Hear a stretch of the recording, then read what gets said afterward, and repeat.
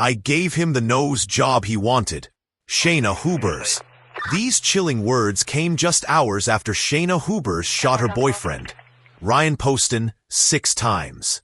A 21-year-old college student, hours after pulling the trigger, sat in a police interrogation room, behaving strangely. She sang Amazing Grace, twirled around, and even snapped her fingers. Was this a woman in shock?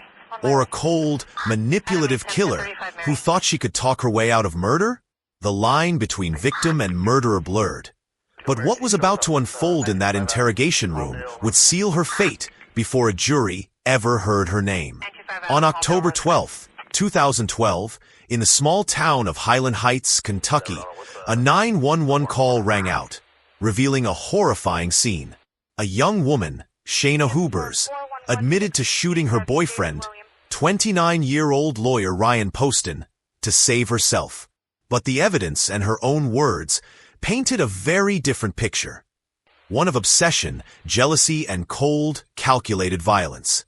What started as a chaotic love story would end in murder, and a police interrogation that exposed a chilling and terrifying mindset. Shayna Hubers and Ryan Poston's relationship began on Facebook, like so many modern romances. Ryan, a successful attorney, sent Shayna a friend request after spotting a bikini photo she posted online.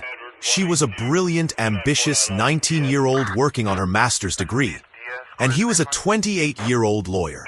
On paper, they seemed perfect, but in reality, their 18-month relationship was a roller coaster of obsession, manipulation, and emotional instability. Ryan's friends described Shayna as obsessive. She would flood his phone with dozens of texts for every one he sent. Shayna would show up at Ryan's condo uninvited, fixated on their troubled relationship. Meanwhile, Ryan was growing distant, trying to pull away, while the defense later claimed Ryan was emotionally abusive, trying to control Shayna's life. The prosecution argued differently. They suggested Ryan was trying to break free from an obsessive girlfriend, a woman who couldn't accept rejection, a woman whose dark obsession would eventually escalate to murder. The tipping point came on the night of October 12, 2012. Ryan Poston had plans to meet Audrey Bolt, a former Miss Ohio, USA. But instead of meeting Audrey, Shayna, having seen their text messages, showed up at Ryan's condo. What happened next is known only to Shayna. Her story was that she shot Ryan in self-defense after a violent altercation, claiming he attacked her and reached for a handgun on the table. But the crime scene told a far different story. There were no signs of a struggle, no knocked-over furniture. Just Ryan's lifeless body, shot 6 times in the head, chest, and back. And what did Shayna admit to the police? She didn't just shoot to stop a threat. She shot to finish him off. When police arrived, they found Shayna on the phone with 911, insisting it was self-defense. But her behavior in the interrogation room was anything but the behavior of a traumatized victim. For over 3 hours, Shayna spoke non-stop, spinning a rambling and deeply incriminating story. No need for the police to ask questions. Shayna did all the talking. The strangest part of this? Security footage from the interrogation room showed Shayna pacing, twirling, snapping her fingers, and even singing Amazing Grace.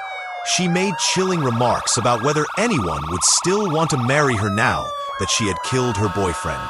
Her behavior was unsettling and detached, showing no sign of remorse for the murder she'd just committed. What about her self-defense claim?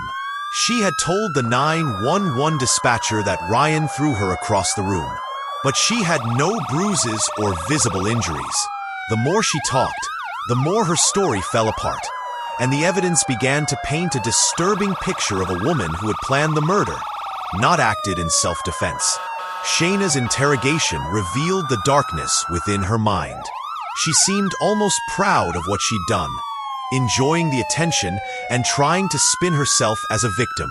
She casually described Ryan's last moments, saying that after the first shot, he was twitching and making funny noises. She shot him again, and again. Her words, I shot him a couple more times just to make sure he was dead because I didn't want to watch him die. Send a shiver down the spine of everyone who heard them. It was a clear sign that there was no immediate danger left. Yet she chose to keep firing. But the most infamous moment came when she talked about Ryan's vain desire to get a nose job.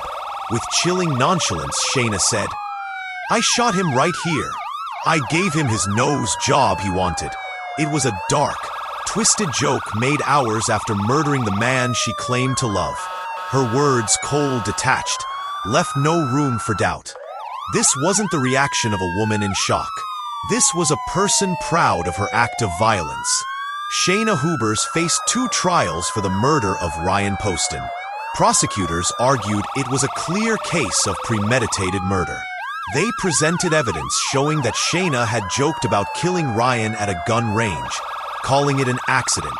The 6 shots fired at Ryan weren't out of fear. They were out of rage.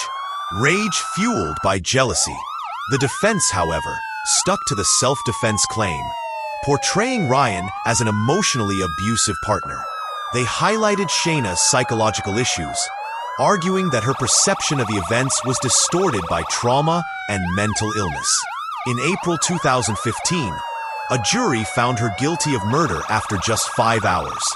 She was sentenced to 40 years in prison, but the conviction was overturned in 2016 when it was revealed that one of the jurors had a criminal record.